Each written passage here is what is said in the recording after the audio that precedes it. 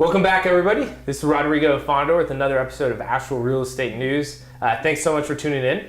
Today we are going to have a really cool conversation with an agent who also invests in real estate and has also joined one of the newer firms. I think they're one of the newer firms that's a little bit more on the virtual world a little bit. And I might be stepping on my toes as far as using the correct terms for that, but we'll find out. And that's the purpose of this interview. If you're an agent, if you're an investor, this conversation is going to bring those two worlds together.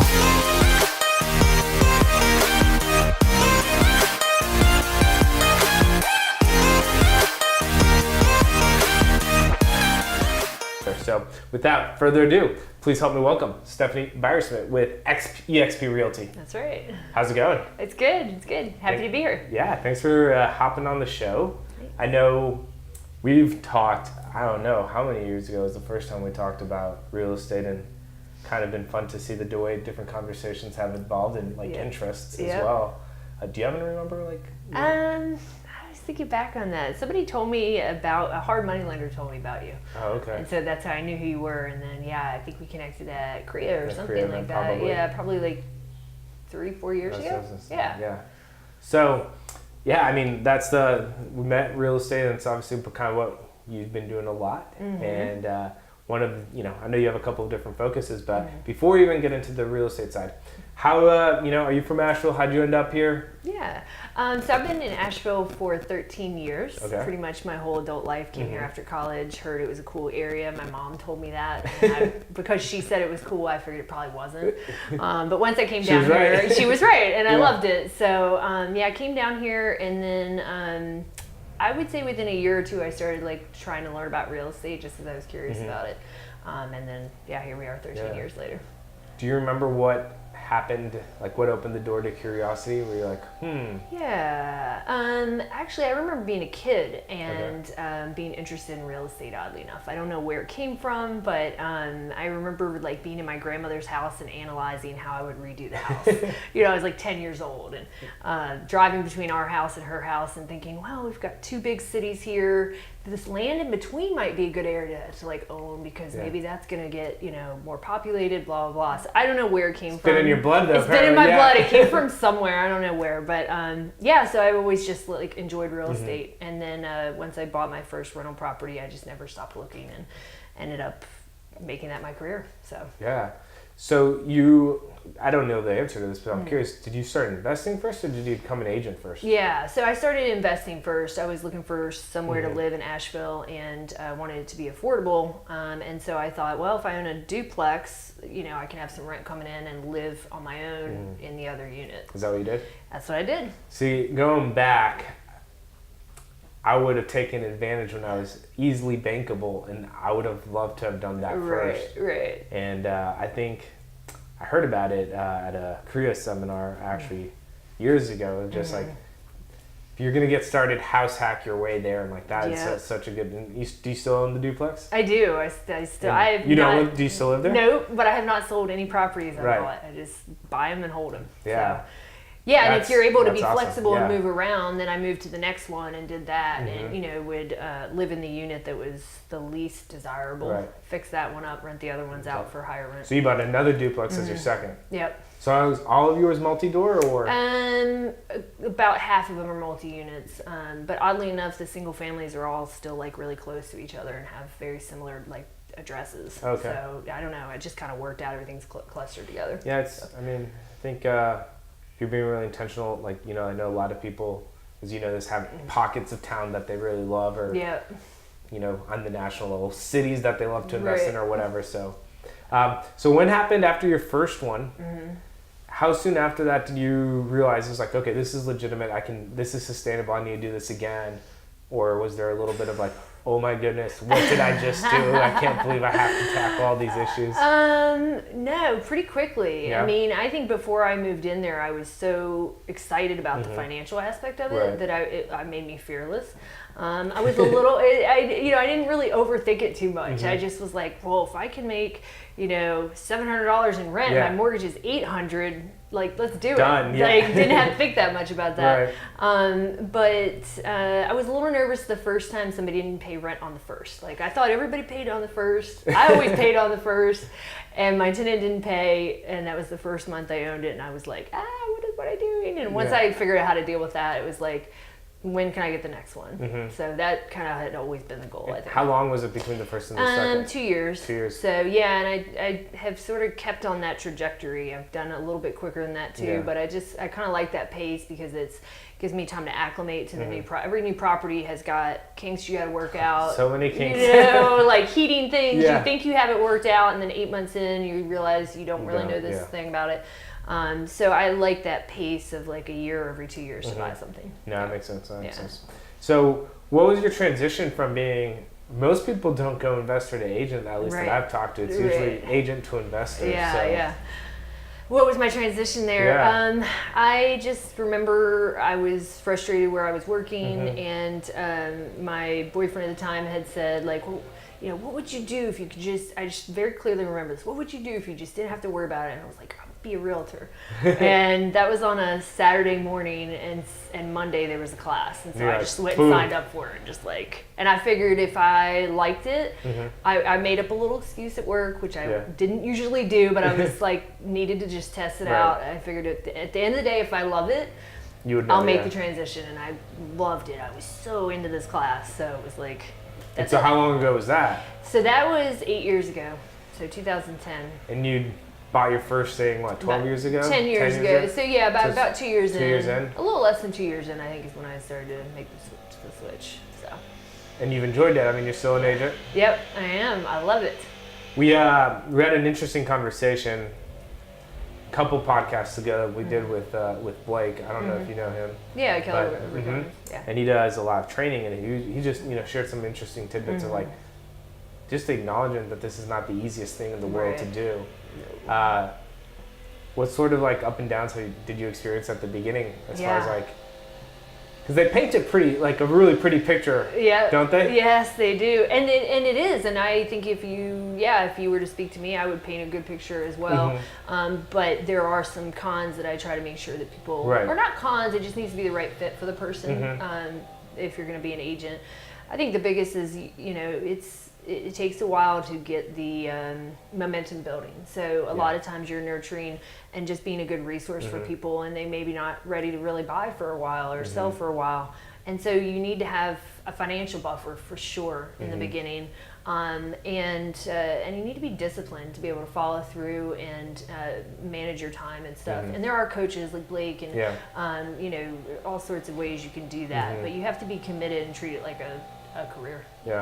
Were you really good at that right off or was that as like a learned skill as you kind of went through it? Because for what I do, there's some similarities there, and it took me a little minute to really figure out like the consistency and like what are the activities that are important to be consistent in and whatnot. Yeah, I think so, because you can get really bogged down and like just like fiddling with your website and stuff. But that's not actually creating business. I mean, it is, but it's not. It's more passively creating business, so it's not. Sometimes you need to just go grab it. You need to just have conversations and tell people what you're doing, and that actually can be. That's one of the challenges when you're new at something. Having that confidence to be like, I'm a real estate agent. And you're like, but I've never sold a house.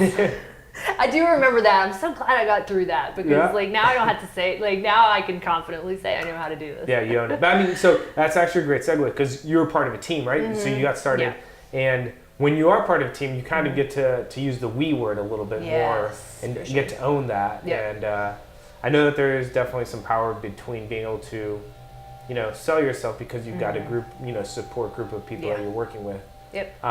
So what was your experience with working on a team and, I don't know, any insight on that? Yeah, I think actually working on a team is great, especially for a new agent, because it does give you that confidence. You also have somebody who's not just keeping you disciplined, but somebody you can go to for questions and answers. And when you're new, and it is such a huge investment for somebody, like, you need to make sure that you're doing this correctly. Yeah. It's a big responsibility to guide somebody along there. Right. So having the team, I think, is really important.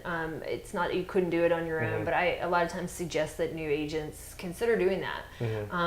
And so I'm really grateful that I connected with a good team, and I learned a lot. And you know, I highly recommend it for like I said, for people that are coming in, for sure. Okay. And was there any downside being with the team when you were with them? I think like anything, like when you work for, you know, you're kind of, it's an interesting setup because you're not exactly an employee, you're kind of like a subcontractor within the team. So, you know, there may be things that you don't want to do or that you don't agree with, or maybe goals or standards or something that just don't vibe with you or whatever.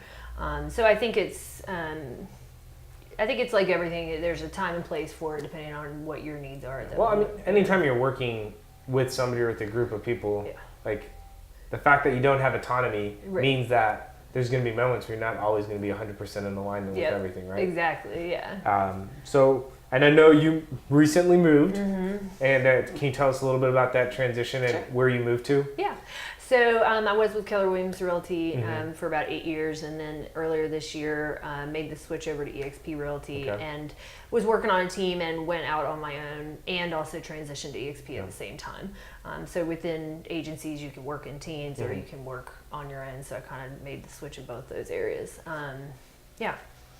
Do you have a moment when you like how much of a process was it for you to get there when you first heard of like eXp and being like, this is interesting, to done, I'm doing it? That's a good question. I'm a pretty quick mover. I mean, I like, when I get into stuff, I get into it. So, I mean, probably realistically a couple months. I mean, I kind of heard about it, you know, intended to look up the website, kind of forgot about it for a minute. Oh, let me hop on this website, and kind of, you know, and then it just started building. I wasn't in a huge hurry to make the change, but then it was like, I knew internally, like, okay, now I'm ready. Like, it was pretty easy once it became clear.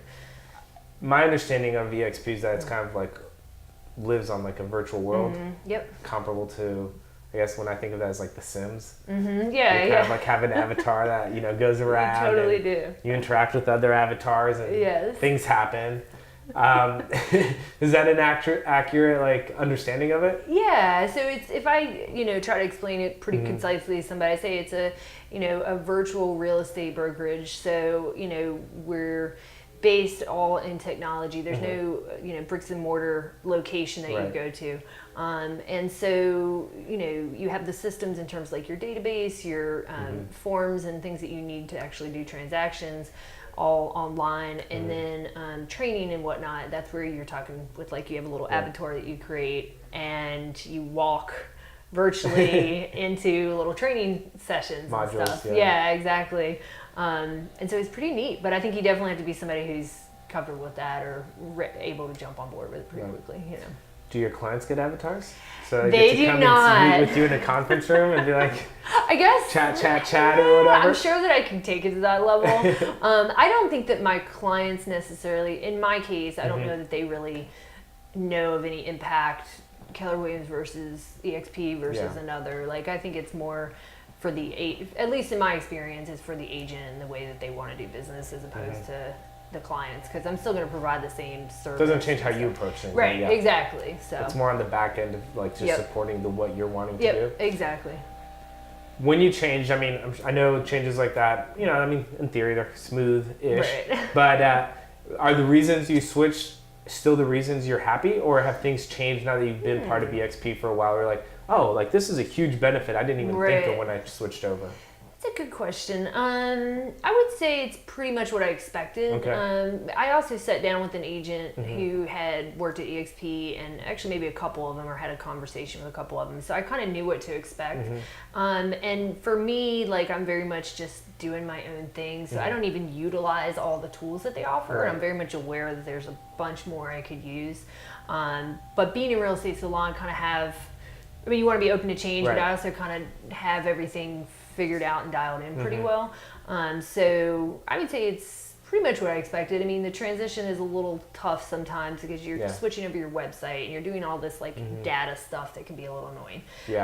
But once you get through that, which it takes, a couple of weeks, I would say, and you've got to change everything over at the real estate commission and stuff like that. So it's a little tedious, but that's anytime you make any kind of switch, no matter what company. So, what was there when you were looking at this? Was there a specific thing that really got you excited about making the switch, or was it just like an addition of just a lot of small things that added up?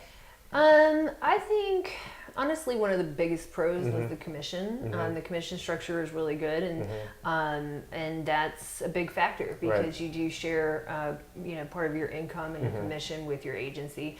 And so for me, I felt like just with what I had and the business I already had, like I wanted to have a system where I could keep more commission and still have the support, and I felt like that gave me both. I am also a broker in charge, so I can run my own agency and didn't really want to take to that level of complexity. So this felt like kind of a middle ground, like where I have the support, but I also have the autonomy I want. So it's just perfect for that, My understanding of commission splits is like, my first coach that I had, and he was a agent, but he was also an investor. He always explained commission splits was all about how big of a training wheels you wanted on your bike, like how much support you needed, right? That's a good way. And did you find that to be the same thing? And like now you've just kind of learned and grown more, and you're like, hey, like I still like the support system's super helpful to get me to ride to where I'm at. But now I've grown. Different knowledge don't base. Need all that. Yeah, I think that's it, and that's where it was like being a broker in charge of my own would be like no training wheels at all. Working with another agency where maybe I'm splitting more, but I have some other support. I didn't really need all of that, so it was somewhere in the middle. So I think that's a good analogy for sure. Yeah. So have you found that to be being an agent, and even now in EXP or when you were with KW, etc. How does that coincide with you being an investor? Is it easy to switch between the two different hats? I think so. I'm very aware. I try to be very aware of what my client is needing, like because I'm aware that not everybody's going to approach things. Even investors aren't going to all approach things the same. No. So I can't even make, if I'm working with an investor, I can't even make an assumption that they're going to, so I just try to be really aware of like what their real needs are. So some people just want a home and that it, has that feeling of warmth and home to them.